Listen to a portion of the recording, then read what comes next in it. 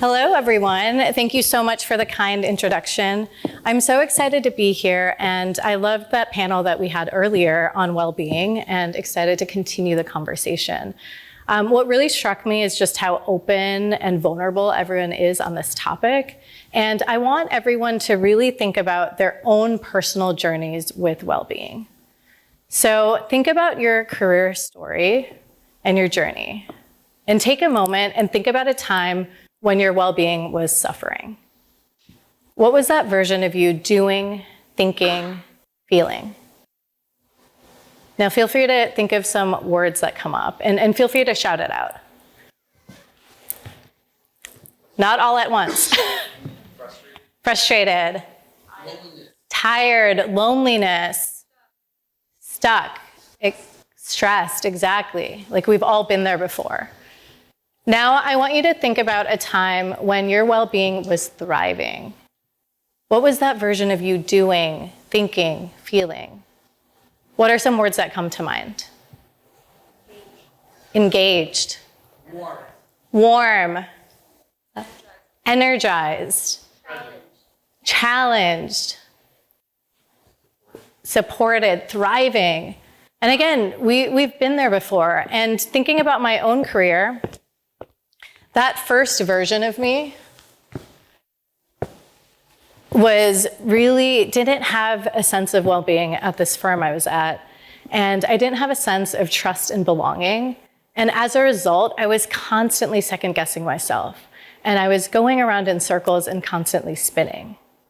But that second version of me, when I did have a deep sense of trust and connection with my colleagues, I was able to challenge, I was able to be curious, I was able to be creative. And I gave that company my best work, and I continued to grow. And that's really the difference when we have well-being that's thriving versus when our well-being is suffering. And when you can imagine it for yourselves, that's when you realize the true business impact that it can create. Because at the end of the day, companies are a group of individuals and humans. And what do humans want? And what do they need to thrive? I love this Parker Palmer quote that sums it up. The human soul doesn't want to be fixed, advised, or saved. It simply wants to be witnessed, to be seen, heard, companioned exactly as it is. And only when we feel seen, heard, and valued can we give our best to our organizations. So who am I? I'm Anita Hossain Choudhry. I'm co-founder and CEO at The Grand, and we're a group coaching platform and community to help leaders gain more clarity, confidence, and connection. And community really has been a through line in my life. When I was a kid growing up in Wisconsin, we would travel around performing Bengali plays with other Bangladeshis across the US to build community. When I worked in finance here in New York, I launched a network for women who are VP level and below to really support them and create that connective tissue to help that leaver rate go down dramatically over the next couple of years. And when I was at Wharton, I started a storytelling community to get people out of small talk and really share their big hopes and aspirations and build the social fabric there. Most recently, I was head of knowledge at First Round Capital, and I was an executive coach. And I've seen firsthand that when individuals and organizations have positive well-being, that really positively impacts their companies. And then on the flip side, when founders have a lack of well-being and their employees have a lack of well-being, that can cause their companies to fail. And so I started The Grand really to support people and give more people access to coaching and community when they need it most. So what are we going to talk about today? We'll chat a little bit about well-being and go into some data. And then I'm going to share The Grand's key to well-being, which includes reflection, intention, connection. I'm going to share a tool called the Grand Retro that we developed for us to reflect on our own well-being across 8 different dimensions. And then we'll chat about how do you actually support your people at your companies with their well-being. So well-being is defined as a state of being comfortable, healthy, or happy, and it really encompasses all the things that are important to us and how we experience our lives. And so intuitively, it makes sense. When we can't be our best selves, we can't give our best to work.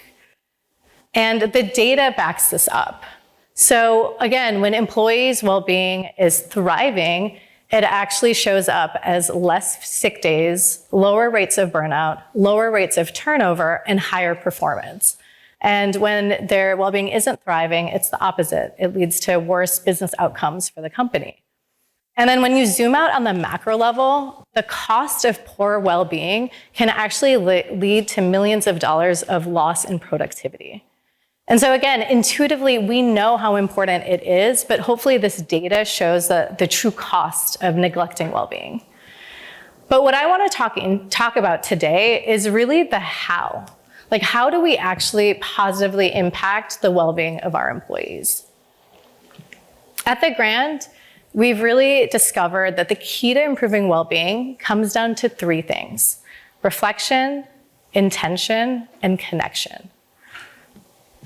And everything that we design at the Grand has these three elements in mind. For example, the tool that we developed called the Grand Retro really allows us to reflect on our own well-being across 8 different dimensions that scientists across the world really show matter most to our lives. We'll go into this together in just a bit. So back to reflection. The key to well-being really starts with mindful reflection. But how much of our days is really spent reflecting? If you're like me, very little, because we're running from thing to thing. We have so many things on our plates, and sometimes it's really hard to come up for air. And that's problematic because 70% of our learning actually comes from reflecting on our experiences. And the key is passive experiences aren't a source of learning. It's only when we reflect and take the time to learn from our experiences do they become a source of growth. And so if you're not doing that, you're missing out on 70% of your learning, 70%. That's why at the Grand, we believe it's really critical to have a reflective practice so you can better understand where you are and where you want to go. The next step to well-being is really intention. So now that you know where you are and where you want to go, how do you actually get there? It's really about setting deliberate intentions based on that reflection and coming up with experiments. And the challenge that we sometimes see at organizations is really shifting people from what we call a performance-proof mindset to a growth learning mindset. A lot of times at organizations, it doesn't feel safe to flex and experiment because we always have to perform. And the opportunity that we have is really to create safe spaces where people can experiment, fail, experiment again, and just make that the norm and give them permission to do that. The last piece is really connection. When you're able to share your intentions with a group of confidants and a group of peers, you're able to gain new perspectives, you're able to build deeper human connections, and you're more likely to stay accountable to your goals. And so I'm going to bring this home through my own personal story. When last year, our whole company completed the Grand Retro together, and for me, it was an aha moment. My social well-being was really low. And that's so surprising for someone who started a company all about coaching and community and belonging. And what I realized through this reflection is that I spent a lot of time growing the company, and having 2 little kids, 3 and under, really took its toll on my social well-being and my connections. I had this mentality that if I didn't have enough time to truly connect with my friends, then I should just wait. And I kept waiting and waiting, and the fallacy is that time never came. And so through the intention piece, I was able to think about, okay, what's one small experiment I can create to actually get to where I want to go and improve my social well-being? And so I actually got this tip from the New York Times, great article on the power of the 8-minute phone call. I had this limiting belief that, again, I needed an hour to connect with somebody, but instead, using this 8-minute phone call, I was able to reconnect with my community.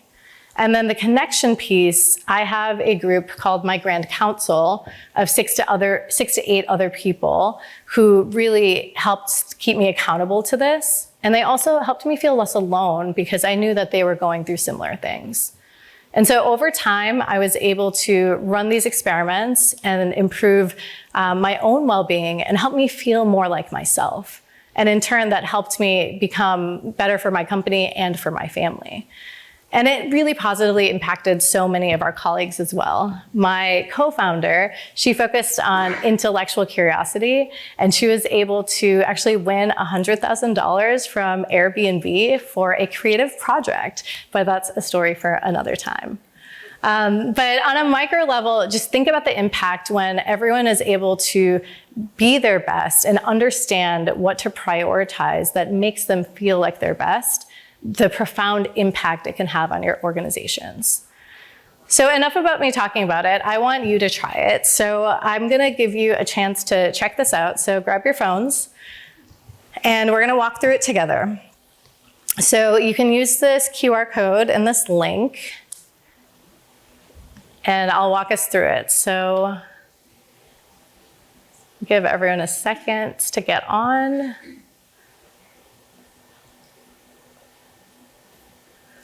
Those in the back, you good? All right, looks like most people have it. So what I'm gonna do, I'll talk through it and just don't overthink it. Think about what comes to mind first. So career well-being. I'm engaged in meaningful work and I feel confident in my abilities. I invest time and energy to develop myself. I take responsibility and create opportunities to evolve my career. Emotional resilience. I see challenge as an opportunity to expand and engage. I feel valued and affirmed and take time to value and affirm others. I have strategies for when I'm stressed. Environmental well-being. I have a physical space that enables me to do my best work. I live and work in a positive environment where I feel safe. I find time to connect with nature and be outdoors. Financial well-being. I am appropriately compensated for my work. I feel like I have a healthy relationship with money. I am satisfied with my current financial situation. Intellectual curiosity. I give myself permission to take risks, experiment, and be creative. I take time to engage in self-learning. I have opportunities to engage in my strengths every day. Physical well-being. I eat healthy and nourishing foods. I exercise regularly and feel strong. I get sufficient sleep every night and allow my body to rest when it's tired. Social well-being. I have a strong support system. I cultivate trust and connection with others. I communicate my feelings effectively. And the last one, spiritual awareness. I have a practice that enables me to make meaning in life. I create time and space to acknowledge and appreciate other beings. And I'm living a life that aligns with my personal values. So take a moment and just think about your scores and glance at them. And I want you to think about one area that you'd like to improve in the short term. And I want us to, I'll just ask about a couple areas, and I want you to raise your hand if that's an area of focus. So spiritual awareness. Raise your hand. Yeah, a couple of people here. Social well-being. I see a few people back there. Financial well-being. How about environmental well-being? Yeah, look around. So that's emblematic of the data that you can collect when you do this at the company level and really see the impact of where your employees' well-being is. And so when you think about how this actually works within your organization, it helps you as an individual. It helps you as a manager with your direct reports, and it also impacts you at the organizational level. So what that looks like as an individual, well-being is such a nebulous term. Sometimes we don't even know how to define it or where to even start. So it gives you clarity. This tool becomes a cultural tool where you can measure well-being with more precision and accuracy. And then you can do it every quarter to see how your scores change over time. It also gives people a shared language. So as a manager and direct report relationship, sometimes it might be really hard to have this conversation. It might be awkward, you don't know where to start. And now this gives you a framework and a shared language and an ongoing reflective space to have this conversation and really understand how your direct reports are doing and what you can do to help them be more successful at their jobs. And then finally, at the organizational level. So when you think about the macro view of having this data on every single employee at your company, it really helps you better understand how everyone's doing. And in your roles, it helps you understand how do you better allocate resources. And so when you think about the data, this is data from our community, over 600 people who did the Grand Retro. And when you look at the data, you can look at things like, okay, for example, if intellectual well-being is low and it's an area that people want to focus on, I can launch a thought leadership series.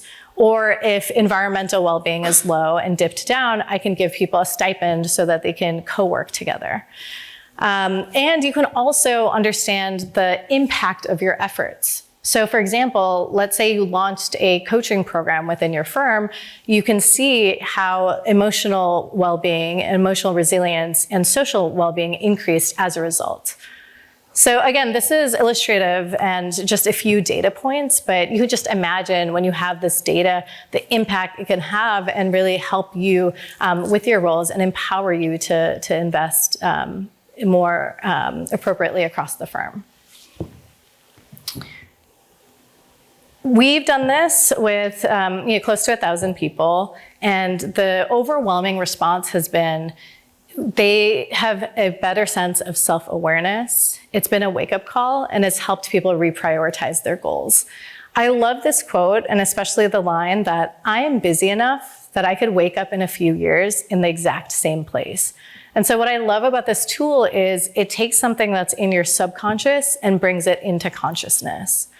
And that coupled with group coaching, where you're with a group of peers that become your personal board of advisors, makes it even more powerful. One member mentioned that their spiritual well-being and intellectual curiosity went up as a direct result of the conversations and the content that they discussed as a group. And so ultimately, we believe that the power of mindful reflection and having an ongoing reflective coaching practice really helps people gain a sense of emotional resilience, self-awareness, and increases overall well-being and that human connection. And as we talked about, that will lead to better business outcomes, including performance, retention, and engagement. So to close, I just want to walk through the key to well-being again. And I want to remind you that we reflected with the Grand Retro. And I urge you to set an intention. What is one small experiment that you can run in the next 2 weeks to improve your focus area? And then I also challenge you to connect with people here today. That's what today is all about. So use this opportunity to talk to 3 people that you don't know and share with them what you learned about yourself doing the Grand Retro. And we also want to support you. I hope you learned something that you can take back into your organizations and really focus on improving well-being. And we want to help support you. Our future vision is really to make sure that no one will have to walk through life alone, and everyone will be able to understand their strengths and use it to become the grandest version of themselves. And we would also love to connect with you. So please come talk to us and my team. We have another cool coaching exercise that they're going to pass around. And use this QR code to book a meeting with us and chat with us. We'd love to understand what dimensions you want to focus on and how we can continue to support your organizations and help you continue to thrive. So thank you so much for your time today.